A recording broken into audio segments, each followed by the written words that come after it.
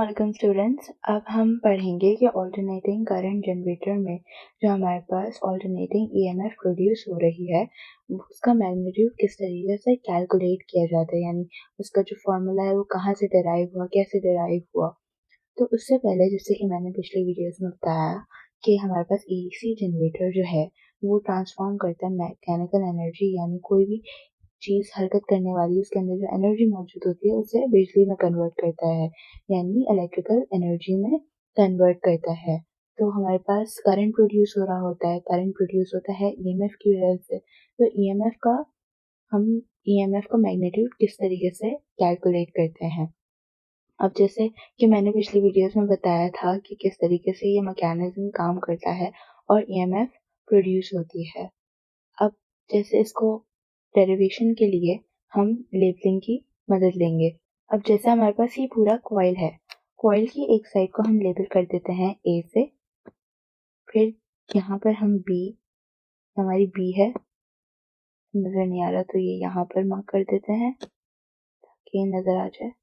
ये वाला जो कॉर्नर है उसको बी कहेंगे, इसको सी कहेंगे, और ये वाला जो यहाँ पर जो कॉर्नर है ये हमारा डी कहलाएगा।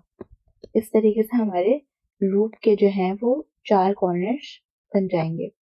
अब यहाँ पर हमारे पास ये जो 2 साइड्स हैं, ये 2 साइड्स हमारे पास करंट के लिए कंसिडर नहीं होती, बल्कि ये जो ए और बी और सी और डी वाली जो 2 साइड्स हैं इसको हम लोग करंट के लिए कंसिडर करते हैं, यानी ईएमएफ के लिए कंसिडर करते हैं।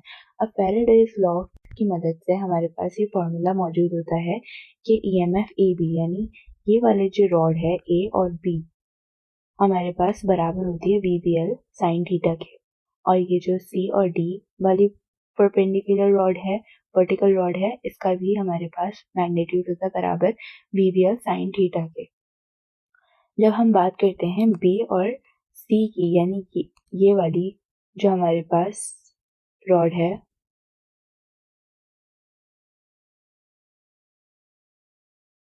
अब जब हम बात करते हैं बी सी और डी ए की, यानी बी और सी वाली जो हमारे पास रॉड है और हमारे पास ए और डी, क्योंकि हम इसे कंसिडर नहीं करते, ये हमारे पास मैग्नेटिक फील्ड लाइंस से बाहर होती हैं, तो हमारे पास इसमें जो ईएमएफ प्रोड्यूस हो रहा है वो 0 के बराबर है, यानी कोई करंट ईएमएफ हमारे पास प्रोड्यूस नहीं कर रहा। ऑल्दो हमारे पास करंट मूव करके इन रॉड्स में जाएगा, लेकिन इसमें स्पेसिफिकली हमारे पास कोई ईएमएफ जनरेट नहीं हो रहा है, इसीलिए हम इसे 0 कंसिडर करते हैं। तो बात बची सिर्फ और सिर्फ ईएमएफ ए बी की, ये वाली वर्टिकल रॉड, और सी और डी ये वाली वर्टिकल रॉड। अब इनका जो हम टोटल ईएमएफ लेते हैं तो हमारे पास बराबर आती है ईएमएफ ए बी के और ईएमएफ सी डी के। अब जब इन दोनों को हम ऐड कर देंगे VBL sine theta plus VBL sine theta, तो हमारे पास टोटल हमारे पास इस ईएमएफ आ जाएगी 2 वीबीएल साइन थीटा। अब हमारे पास सिर्फ एक ही लूप है, राइट। अगर हम इन नंबर ऑफ लूप्स को बढ़ा दें, यानी नंबर ऑफ कॉइल्स को बढ़ा दें, तो जितनी ये एक लूप में हमारे पास ईएमएफ जनरेट हो जाएगी, हम उसे मल्टीप्लाई कर देंगे उन नंबर ऑफ लूप से। तो हम उन नंबर ऑफ लूप्स को, जितने भी हम लूप्स ऐड करेंगे, ऐसे ही एक कॉइल है उससे बहुत सारे साथ साथ कॉइल्स ऐड ही कर दें इस एक ही जगह पे, तो हम मल्टीप्लाई कर देंगे एक ही लूप से, तो वो नंबर ऑफ जिसे डिनोट किया जाता है एन से, एन जो है हमारे पास नंबर ऑफ लूप्स है, जितने ज्यादा लूप्स होंगे उतना ज्यादा ईएमएफ हमारे पास जनरेट होगा। अब जब बात करते हैं हम वेलोसिटी की, यानी टेंजेंशियल वेलोसिटी की, तो वो हमारे पास एंगुलर वेलोसिटी और रेडियस के बराबर आ रहा होता है, क्योंकि ये हमारे पास रोटेशन हो रही है, हमारे पास रोटेट कर रहा है पूरा कॉइल, तो हमारे पास इसकी जो वेलोसिटी होगी वो हमारे पास एंगुलर वेलोसिटी से ये कॉइल मूव करेगा।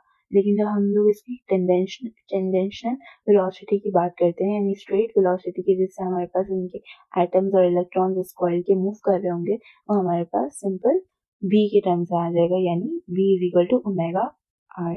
अब जब हम इस फॉर्मूले में EMF is equal to 2n VBL sin theta में v की जगह हम v का फॉर्मूला ऐड कर दें टेंजेंशियल वेलोसिटी के हिसाब से, हमारे पास ओमेगा r यानी रोटेशनल एंगुलर वेलोसिटी ये सब्स्टिट्यूट कर दी जाएगी, क्योंकि हम यहाँ पर रोटेशन करवा रहे हैं।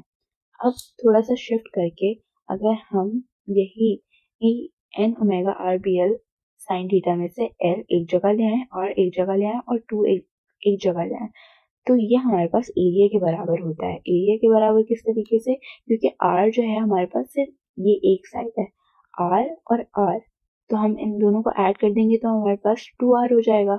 Are plus R is equal to 2r।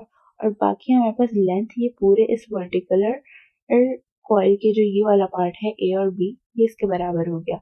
तो जब एरिया का फॉर्मूला होता है लेंथ मल्टीप्लाई बाय ब्रेथ, तो हमारे पास ये ब्रेथ पूरी ये 2r के बराबर हो गई और लेंथ हमारी एल के बराबर हो गई। तो हम सब्सटीट्यूट कर देंगे 2rl को एरिया से, तो हमारे पास ईएमएफ का फॉर्मूला बन जाएगा N omega area B sine theta.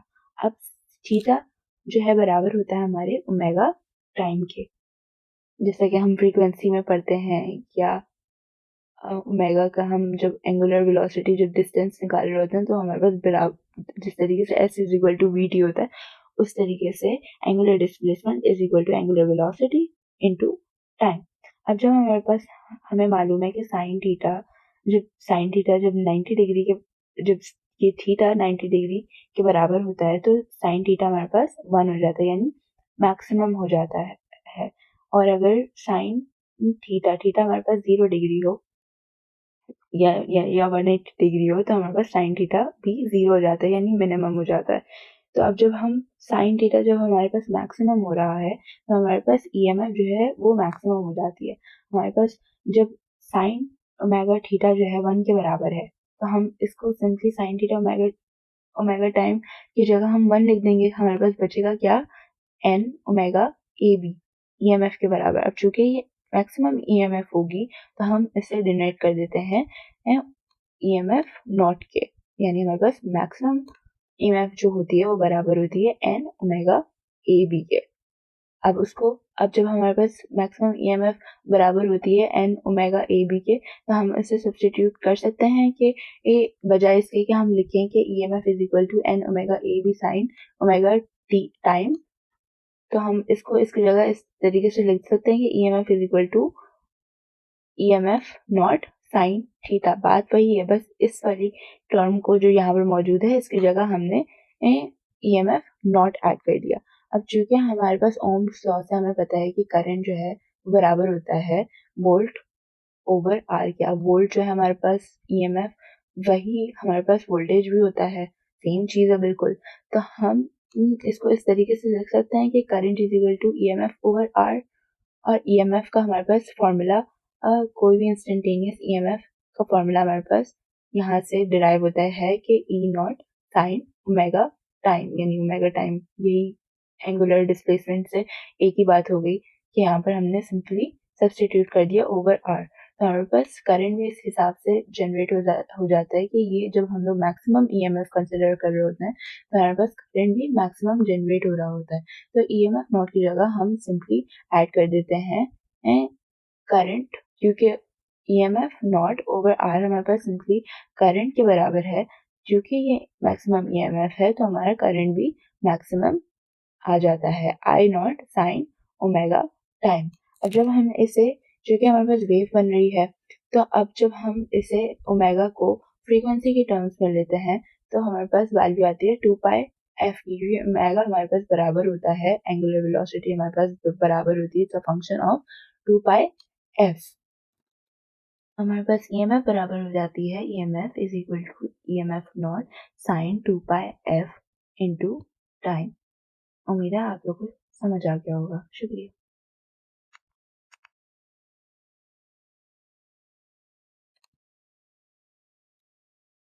अब एसी जनरेटर से रिलेटेड हम एक सवाल सॉल्व कर लेते हैं। यहाँ पर हमसे पूछा गया है कि the principle applied in an AC generator is what? Faraday's law, Ampere's law, self induction, Lenz's law। So जैसे मैंने बताया था कि एसी जनरेटर की वर्किंग में हमारे पास फैराडेज लॉ का प्रिंसिपल इस्तेमाल होता है, क्योंकि हमारे पास जो ईएमएफ जनरेट हो रही होती है वो बिल्कुल बराबर होती है जो हमारा कॉइल मूव कर रहा होता है उसके ये rate of change of flux जो कि उस कॉइल में से गुजर रहा होता है, और उसके अंदर जो करंट प्रोड्यूस होता है ईएमएफ प्रोड्यूस होती है वो उससे बिल्कुल प्रोपोर्शनल होती है। और इसी वजह से जो है हमारा एसी जनरेटर फैराडेज लॉ की वर्किंग से रिलेटेड होता है। आई होप आप लोग को समझ आ गया होगा। शुक्रिया।